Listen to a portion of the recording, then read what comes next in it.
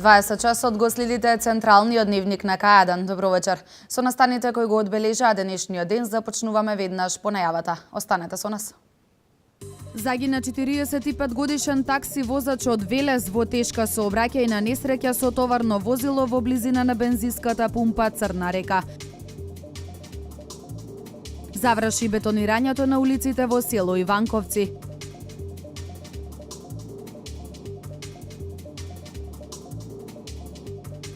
Доделени 29 решенија за трансформација на работниот однос на наставници од општина Кавадарци.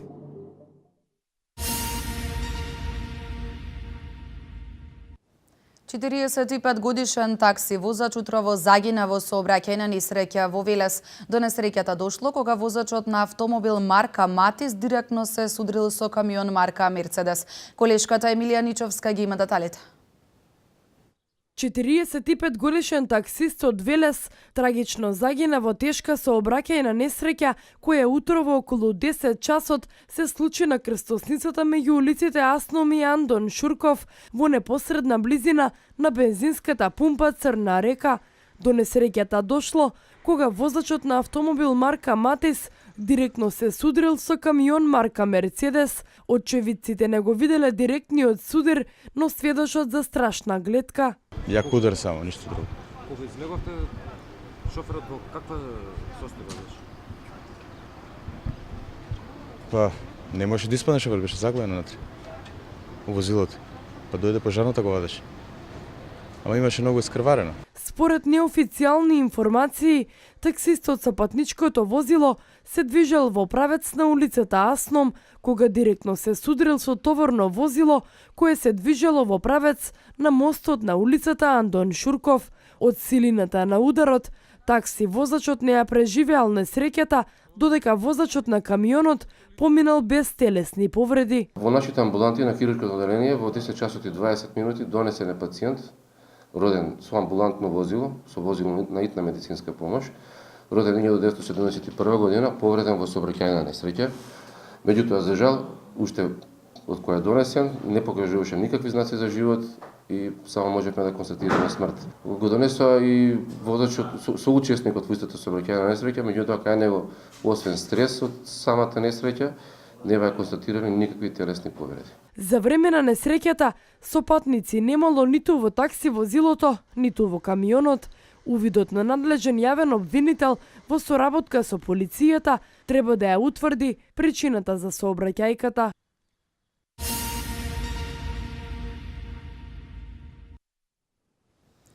Заврши проектот за реконструкција на дел од улиците во село Иванковци.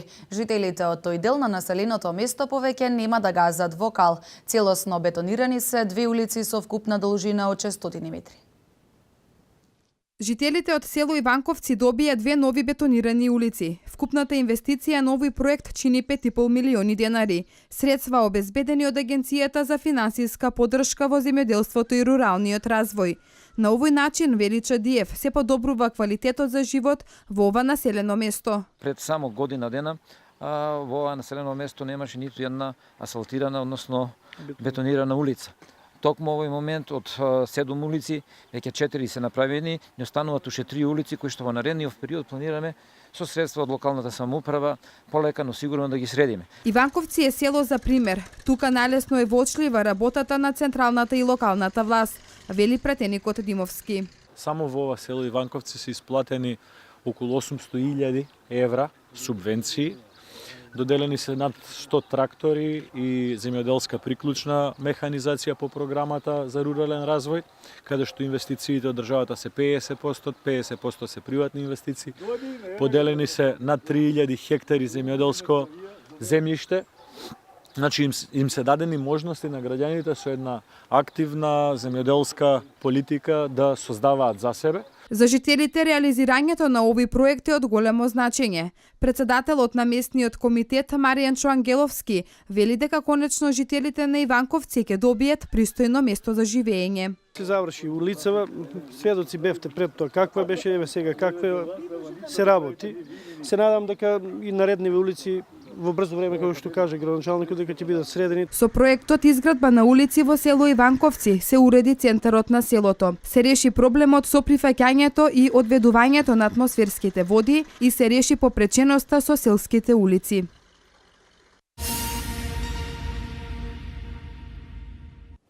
Денеска беа доделени 29 решенија за трансформација на работниот однос на наставници од 6 основни и едно средно училиште од општина Кавадарци. Станува збор за наставници кои по долг временски период биле времено ангажирани за наставниот процес. 29 просветни работници денеска добија решенија за трансформација на работен однос. Станува збор за наставници кои по долг временски период биле времено ангажирани во образовниот процес. Им спомнав токму за нивната неодминлива улога која што имаат во развојот на Кавадарци, бидејќи и јас и сите околу мене и целиот тим и цел бизнис сектор и сите оние кои што ги креираат условите за работа, живот и политики на локално ниво се производ на еден процес на воспитување и образование во минатиот период, а сега општеството или градот Кавадарци ги бере плодовите од нас. Со решенија за трансформација на работниот однос се здобија наставници од 6 основни и едно средно училиште од општина Кавадарци. Централната и локалната власт во процесот на подобрување на целокупниот воспитно-образовен систем веќе известно време работат на решавање на статусот на сите вработени во оваа дејност. На денешното доделување на решенијата на просветните работници им порачавме покрај тоа што им честитавме за нивните решенија. Значи, очекуваме од нив како квалитетни кадри да произведат и квалитетни ученици, а тоа секако ќе биде позитивно за сите стопански субјекти во општина Кавадарци. Овие решенија ќе бидат потврда за досегашната одговорна работа со цел успешно да се образуваат и воспитуваат генерации на деца на кои ќе се темели иднината на државата. Трансформацијата е еден вид како нешто што го потврдува нашиот успех и нешто што го потврдува нашето работење во образованието. Значи, ние сме среќни затоа што навистина си го најдовме своето место под покривот на образованието, каде што се надевам дека досега сме биле квалитетни и понатаму ќе го покажеме она што го знаеме. Никогаш не е касно учениците да учат она што навистина треба да го почитуваат и да го сакаат во своето образование. Трансформација на работните места, освен во образовниот процес, локалната самоуправа има направено и во останатите институции кои се во нејзина надлежност.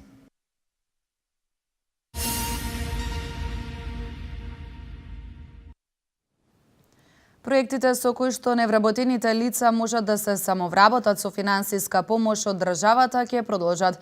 ВМРО ДПМН како партија која што е дел од владата и понатаму ќе се залага на секој начин да им помага како на невработените лица, така и на земјоделците.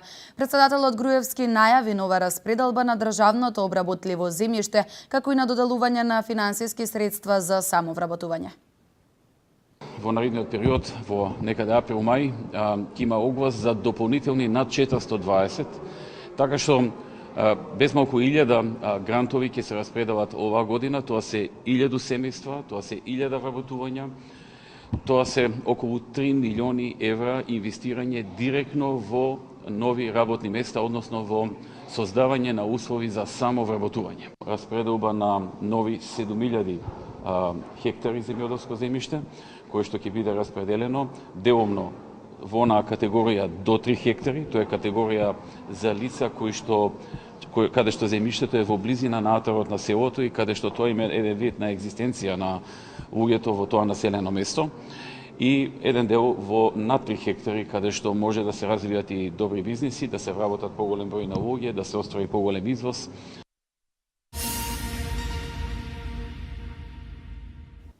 Овој четврток истекува рокот за легализација на дивоградби. Надлежните служби апелираат за навремено поднесување на барања, бидејќи ова е последна шанса за граѓаните да станат легални сопственици на дивоградбите. 31 март е последниот ден за поднесување барања за легализација на дивоградби. Ова е последна шанса за граѓаните да станат легални сопственици на дивоградбите, а се однесува на сите оние кои имаат изградени вакви објекти до 2009 година. Надлежните служби апелираат за навремено поднесување на барања.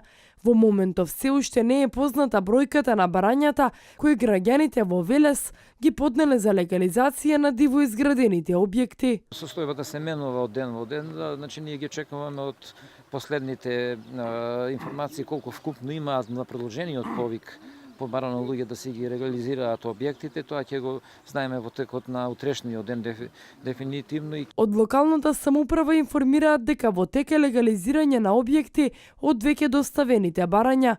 Сепак најголем проблем во процесот на легализација е некомплетната документација и недоставените геодетски елаборати до општините. Можам да кажам дека ние сме веќе на 65% на легализација на целокупната бројка од претходно поднесените барања за легализација.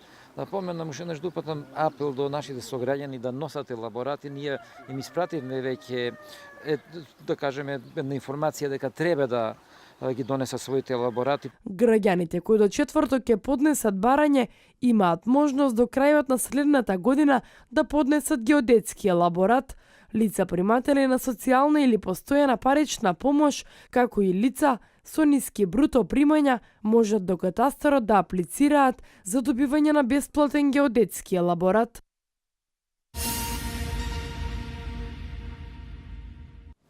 Вработените во фабриката за шински возила Колска поради 4 неисплатени плати започнаа штрајк. Истиот ќе трае се додека не им бидат исполнети барањата, а тоа се исплата на заостанатите плати, припојување кон македонски железници и обезбедување работа.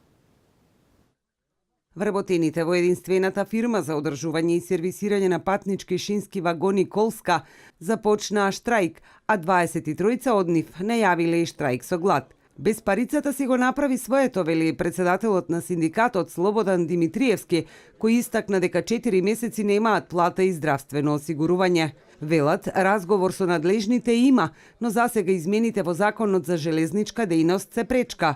Фабриката за да добие работа мора да оди на тендер. Има измени во законот за железничка дејност дека мора да се оди на тендер. Ние како заговар не можеме да се јавиме на тендер и затоа бараа начин некој да види како може сето тоа да се изведи, да се најде, а многу време се пролонгира. Димитриевски потенцира дека 5 години бараат да се припојат кон македонски железници, како што беа до 1996 и да им се обезбеди работа. Баравме дали капиталот, ви кажав, 100% е на државата, 3 пати беше даден на продажба, не се продаде фирмата и сега мора да најдат некоја законска можност да ни удоволат да имаме средства за личен доказ. Значи немаме, ви кажав, екзистенцијални услови за живот.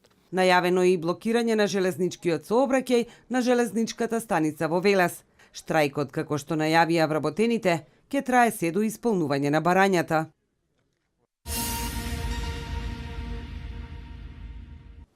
Објавен е нов оглас за закуп на земјиштето на некогашниот комбинат Џумајлија од Свети Николе. На јавниот оглас право на учество имаат домашни физички и правни, како и странски лица. Рокот за пријавување е 60 дена од објавувањето на јавниот оглас. Новиот оглас за давање под закуп на земјиштето на некогашниот комбинат Џумајлија од Свети Николе е објавен. Според огласот, понудени се 2 географски целини, кои на претходното електронско наддавање не беа доделени. Освен површините на Џумајлија во Свети Николе од 2060 хектари, исто така понудено е и државно земјиште под закуп во Радовиш од 155 хектари. На јавниот оглас право на учество имаат домашни, физички, правни и странски лица. Во зависност од културата што ќе се одгледува, закупот е од 15 до 30 години. Бизнис план за намената за која ќе се користи земјиштето, технологијата и бројот на вработените се потребните документи кои треба да ги достават правните лица. Инвестиција од 2 милиони евра со почетна цена на закупнината од 75 до 91.000 евра годишно во рок од 4 години се услови за учество во постапката за 2 географски целини што се огласени во Свети Николе. Рокот за пријавување е 60 дена од објавувањето на јавниот оглас.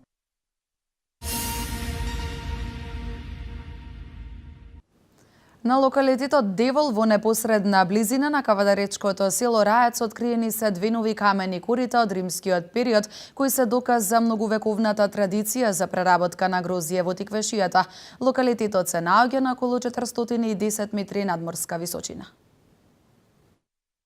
Откриени се две нови камени корита на локалитетот Девол во непосредна близина на кавадаречкото село Раец. Овие корита се доказ за многувековната традиција на преработка на грозје во тиквешијата. Локалитетот се наоѓа на околу 410 метри надморска височина. Денеска сум посебно среќен бидејќи го откривме и второто камено корито за кое знаевме, меѓутоа за кое не знаевме каде се наоѓа, нели?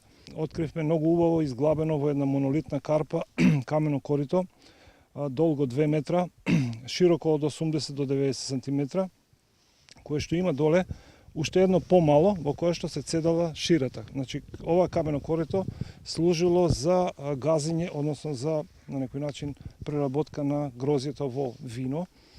Овие камени корита служеле за гмечење на грозјето за подоцна од нив да се добие вино. Локалитетот Девол потекнува од 4-тиот и 5-тиот век пред нашата ера, меѓутоа коритата овде се од римскиот период. Во секој случај ова е многу значајно за овој наш тиквешки крај. Во непосредна близина се наоѓа археолошкиот локалитет Девол, односно Елдерис. Во негова близина се наоѓа единствениот храм посветен на богот Дионис, богот на виното, грозјето, веселбата, плодноста, расколашениот живот.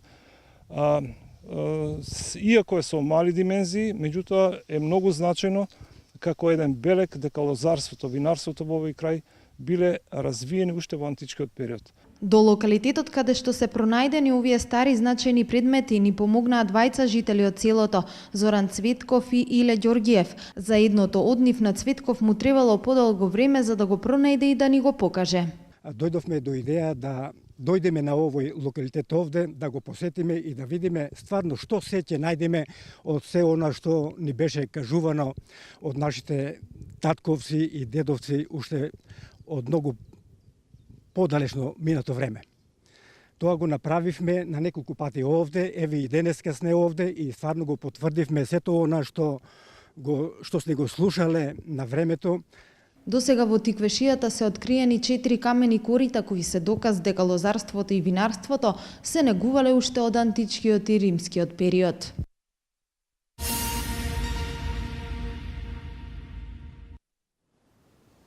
ТАВ Македонија и компанијата Визер денеска ги промовираа трите нови авиолинии од Скопје до Берлин, Копенхаген и Братислава.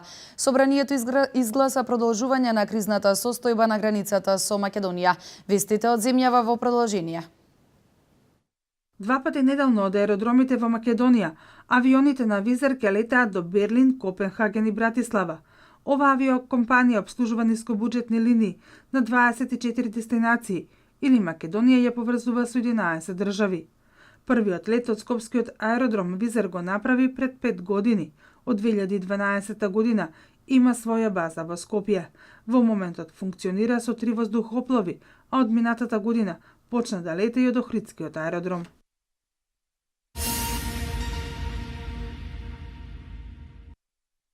Имињата на спорните гласачи од избирачкиот список, кои се предмет на теренска проверка, ќе бидат објавени на веб страната на Државната изборна комисија. Од првиот увид, околу 90.000 граѓани, најголем дел се антички албанци. Теренската проверка на податоците на 89.338 гласачи, за кои постојат несоодветни записи во избирачкиот список и другите датабази од државните институции, се врши со 488 анкетари во 80 општини во земјава. Заедно со анкетарите на терен има и набљудувачи од 4 политички партии, кои, како што велат од Државната изборна комисија, немаат право да влегуваат во комуникација со лицата кои се анкетираат при теренските проверки. Првиот ден од теренската проверка помина без посериозни проблеми и се очекува дека проверката ќе заврши до 3 април, како што информираат од Државната изборна комисија.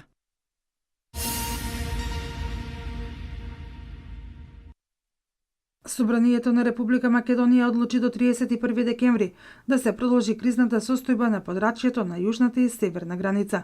Причината е добро позната – мигрантската криза, а целта да се обезбеди континуитет во вршење на активностите од страна на силите на армијата на Република Македонија и безбедносните сили на Министерството за внатрешни работи. Информациите кои доаѓаат од граничните премини се дека таму за сега е мирно, иако од грчката страна има околу 15.000 бегалци и мигранти.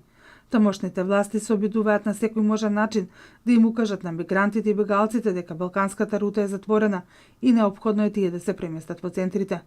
Поставувањето на звучници на граничната линија од страна на грчките власти има за цел да ги убедат бегалците дека балканската рута е затворена и сите гласини дека истата ќе биде отворена се измислици и шпекулации токму на самите мигранти.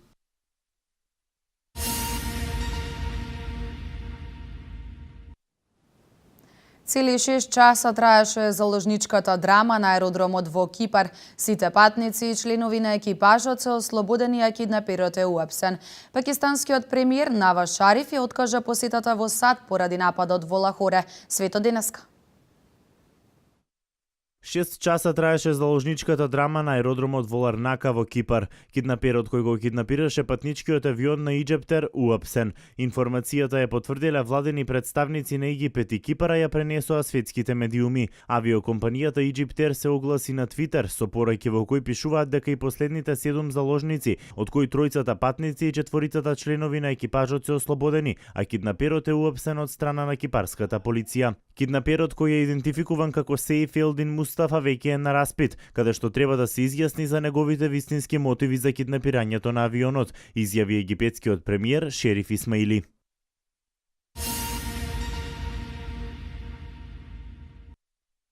Поради нападот во Лахоре, во кој во неделата загинаа 72 лица, пакистанскиот премиер Наваз Шариф ја откажа посетата во САД, пишува пакистанскиот весник Експрес Трибјун. Шариф требаше да замине во Вашингтон со цел да учествува на 4-та светска средба на високите лидери за нуклеарна безбедност, која ќе се одржи на 31 март. Во неделата бомбаш самоубиец се разнесе во еден од парковите на Лахоре, близу до детски објекти за забава. Во нападот загинаа 72 лица, а повеќе од 300 се ранети.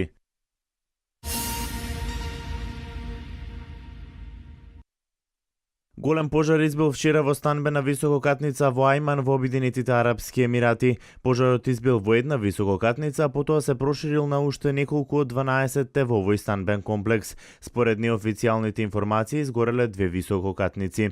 Информација за загинати се уште нема, а не се познати и причините за пожарот. Ова е најмалку 4-ти голем пожар во Обединетите Арапски Емирати во последните 3 години, а како причина за брзото ширење во многу од овие случаи, според експертите, е користењето на запалливи облоки за надворешните делови од зградите кои се користат како украс или изолација.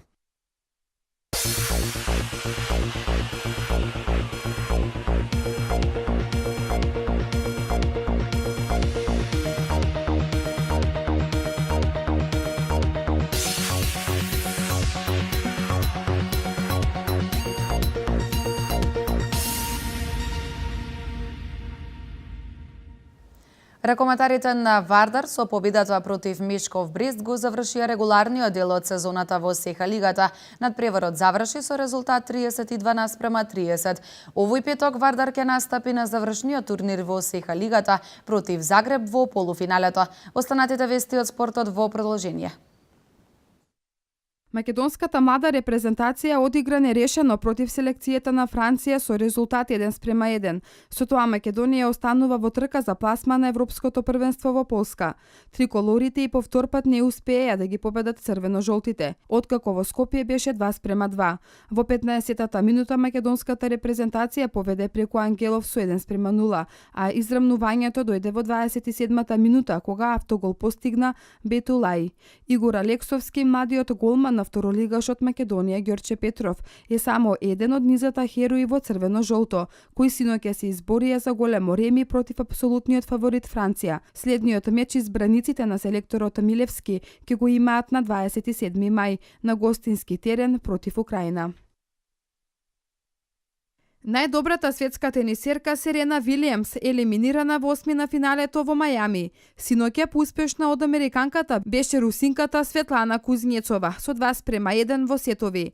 Вилијамс мечот го заврши со дури 9 двојни сервис грешки и 50 неизнудени грешки. Противничка на Кузнецова во четвртфиналето ќе биде нејзината сонародничка Екатерина Макарова, која во 2 сета ја победи украинката Елина Свитолина. Другите 3 двојки за четвртфиналната фаза се Медисон Кейс и Анджелика Кербер, Тимеа Башчински и Симона Халеп, и Јохана Конта и Викторија Азаренка. Оклахома ја забележа 8-та победа во низа во НБА лигата, триумфирајќи на гостувањето против Торонто со 110-119. Расел Вестбрук е најзаслужен и за овој триумф, кој оствари трипл-дабл од 26 поени, 12 асистенции и 11 скокови, со што Вестбрук го израмни рекордот на Мајкл Џордан за најмногу вакви остварувања во еден календарски месец.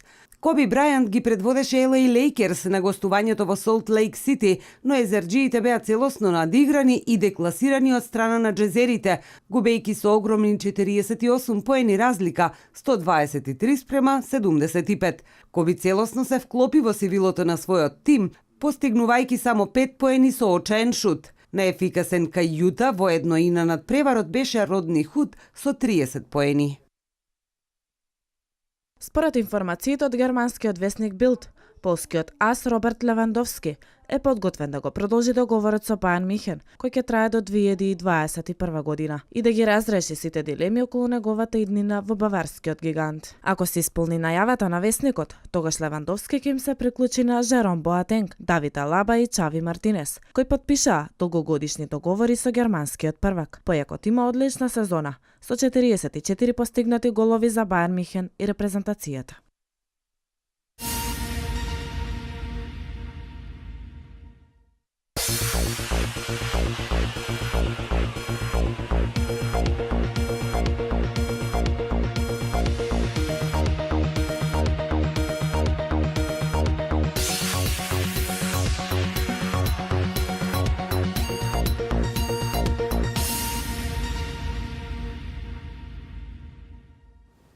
Денеска имавме претежно облачно време. Од утре метеоролозите најавуваат сончево време и значителен пораст на температурите.